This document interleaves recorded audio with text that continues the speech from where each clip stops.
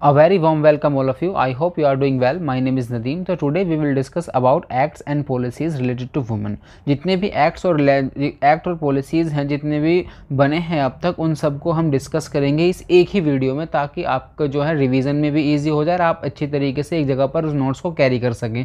ये सब मैंने अपने जब मैं यूजीसी की नेट की प्रिपरेशन कर रहा था तो उस टाइम पर मैंने ये सभी के सभी बनाए थे नोट्स, ताकि अब जो है मैं आपके साथ शेयर कर सकता हूँ, ताकि आप जो है अपनी प्रिपरेशन अच्छे से कर सकें। तो हम शुरुआत करते हैं। सबसे पहले हम कॉन्स्टिट्यूशनल सेफगार्ड्स देखेंगे रिलेटेड टू वुमेन। तो सबसे पहले हम शुरुआत कर देते हैं। तो ये है हमारा कॉन्स्टिट्यूशनल सेफगार्ड्स फॉर वुमेन। इसमें सबसे पहला है आर्टिकल 14 जो इक्वालिटी बिफोर लॉ की बात करता है। आर्टिकल 15 जो बात करता है कि किसी के साथ भी डिस्क्रिमिनेशन नहीं होगा on the basis of caste, class, region, religion, birth, sex, किसी के बिहाफ पर भी किसी के साथ डिस्क्रिमिनेशन नहीं होगा। Article 16 also talks about employment. आपको एम्प्लॉयमेंट में भी फुल आपका राइट है कि आपको भी उसको अधिकार मिले। आर्टिकल 39A जो डीपीएसपी की बात डीपीएसपी में आता है, आर्टिकल 39A बात करता है किसकी? लीगल एड की। आर्टिकल 39 बात करता है लीगल एड की। और आर्टिकल 42 की अगर बात करें तो आर्टिकल 42 बात करता है मैटरनिटी रिलीफ। मैटरनिटी रिलीफ के बारे में आर्टिकल 42 बात करता है। ठीक है। 46 में अगर हम बात करें तो आर्टिकल 46 जो डीपीएसपी के अंदर आता है, उसमें एससी, एसटी और other weaker section of the society के लिए प्रोटेक्शन करेगा स्टेट, और ताकि उनको बचा सके इनजस्टिस से और एक्सप्लॉयटेशन। तो आर्टिकल 46। आर्टिकल 47 की अगर बात करें तो आर्टिकल 47 बात करता है किसी से prohibition of consumption of intoxicating drinks और ड्रग्स के बारे में, या फिर अल्कोहल के बारे में, इसको रोकने की बात करता है। इवन हम कह सकते हैं पब्लिक हेल्थ के बारे में बात करता है आर्टिकल 47। ठीक है। आर्टिकल 51 की अगर बात करें तो आर्टिकल 51 जो है फंडामेंटल ड्यूटीज से रिलेटेड है। फंडामेंटल ड्यूटीज के अगर आप सब पार्ट में आएंगे, उसके फंडामेंटल ड्यूटीज 51A के ई पॉइंट में आएंगे, तो वहां पर हमने वहां पर डिफाइन है कि हमें इस तरीके की जो प्रैक्टिस हमारे सोसाइटी में होती है, जो डेरोगेटरी है वुमेन की डिग्निटी को, उनको हम खत्म करेंगे, उनको हम जो है प्रैक्टिस नहीं करेंगे। इन सबसे रिलेटेड है आर्टिकल 51A यानी कि फंडामेंटल ड्यूटीज। अगर आर्टिकल 243 की अगर हम बात करें, 243D, 243A, 243T, 243TAB, जितने भी ये आर्टिकल्स हैं इनसे रिलेटेड, ये सभी किसी के बारे में बात करते हैं? वुमेन का रिप्रेजेंटेशन के बारे में बात करते हैं और वुमेन के रिजर्वेशन की बात करते हैं। 33% रिजर्वेशन की बात करते हैं पंचायत सिस्टम में। ठीक है।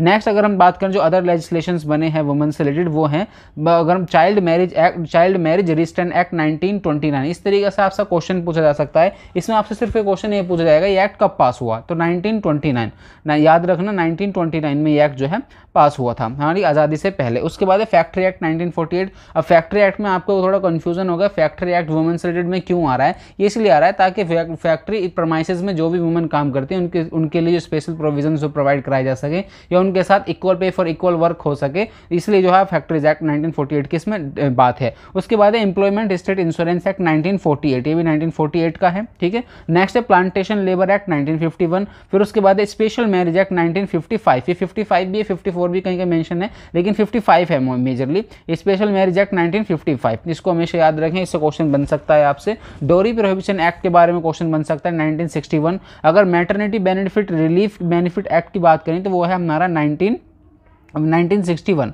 मैटरनिटी बेनिफिट एक्ट जो है 1961 में बना, 1961 में बना था, जिसमें कि जो प्रेग्नेंट वुमेन है उसको छुट्टी वगैरह दी जाए और उसके जो है न्यूट्रिशन इन सब के ध्यान को रखा जाए, इसलिए एक एक्ट आया था। मेडिकल टर्मिनेंसी ऑफ प्रेगनेंसी एक्ट 1971, जिसमें कि क्या करते हैं कि कोई भी प्रेगनेंसी जो टर्मिनेशन करने से पहले अगर वो 24 हफ्ते से अबव हो जाती है, पहले प्रोविजन 21 वीक का था, लेकिन अभी जो है न्यू अमेंडमेंट आया था। उस अमेंडमेंट के बाद क्या हुआ है कि आप जो है अगर प्रेगनेंसी 24 वीक के अबव जाती है तो फिर उसमें स्टेट का इंटरवेंशन होगा। 2 स्पेशल डॉक्टर बुलाए जाएंगे ताकि कंसर्न कर सकें कि मदर की हेल्थ से रिलेटेड अगर कोई इशू नहीं है तो फिर जो है स्टेट की रिस्पॉन्सिबिलिटी है उसको बचाना, क्योंकि वो अंडर आर्टिकल 21 में आता है जो कि राइट टू लाइफ है। राइट टू लाइफ जो आता है तो एक जीवन का अधिकार है उस बच्चे को, तो अब स्टेट की रिस्पॉन्सिबिलिटी बन जाती है कि उसके बचपन को या उसके जीवन को प्रोटेक्ट करे। तो ये एक्ट पहले भी अमेंडमेंट हो चुका, और भी अमेंडमेंट हो चुका है। कई बार 1971 में हुआ था, फिर 1917 में हुआ था, फिर 2021 में हुआ था। ठीक है। फिर लास्ट में 2021 में होगा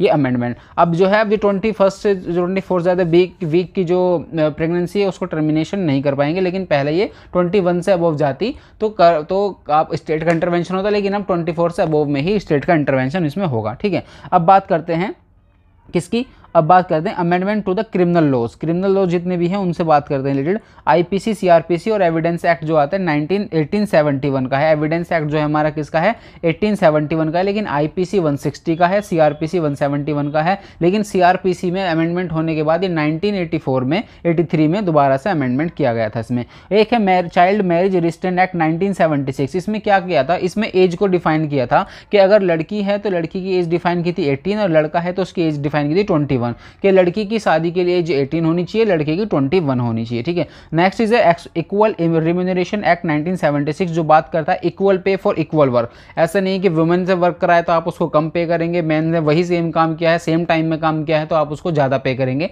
ऐसा नहीं होगा। दोनों के लिए बराबर का अधिकार है, दोनों को बराबर पे किया जाएगा। ठीक है। Equal remuneration act 1976। उसके बाद है contract laws.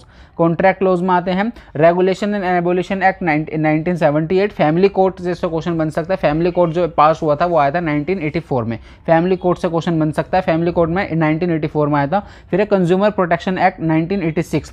Consumer protection act 1986, ये आपकी जनरल अवेयरनेस के लिए भी बहुत जरूरी है, आप इनको अच्छे से समझे।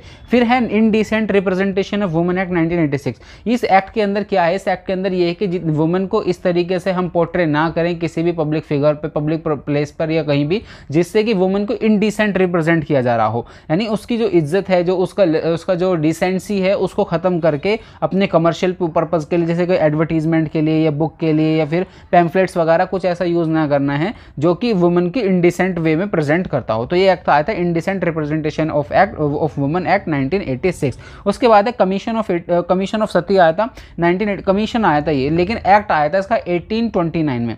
एक्ट कब आया था, एक्ट आया था 1829 में आया था। ठीक है। लॉर्ड विलियम बेंटिक ने इनको पास किया था और राजा राम मोहन रॉय इसमें लीड कर रहे थे।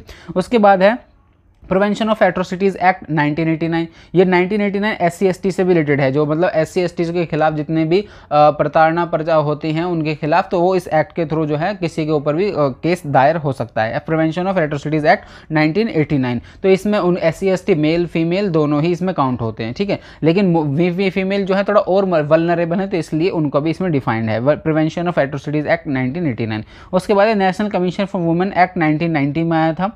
उसके बाद डोमेस्टिक वायलेंस एक्ट, आपसे क्वेश्चन बन सकता है इसमें डोमेस्टिक वायलेंस एक्ट कब आया था। डोमेस्टिक वायलेंस एक्ट आया था 2005 में।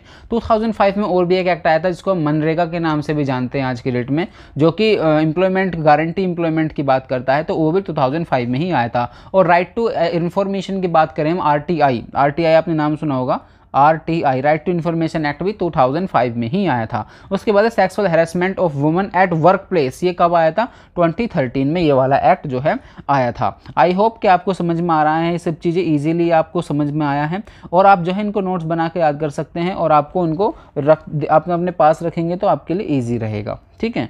और उसके बाद जो नेक्स्ट है, हम नेक्स्ट में डिस्कस कर लेते हैं थोड़ा पॉलिसीज़ जो आई हैं रिलेटेड वुमेन। पॉलिसीज़ में क्या क्या है, पॉलिसीज़ में आया स्कीम फॉर एडोलसेंस गर्ल आए थे 2010 में, जिसमें एडोलसेंस गर्ल्स के लिए स्पेसिफिकली स्कीम बनाई गई। फिर 2015 में जो बेटी BPBP यानी कि बेटी बचाओ बेटी पढ़ाओ जो स्कीम आई थी, वो आई थी कब आई थी, 2015 में आई थी। तो प्रधानमंत्री मातृ वंदना योजना ये 2015 में आई थी। फिर वन स्टॉप सेंटर 2015 में आई थी। फिर मोबाइल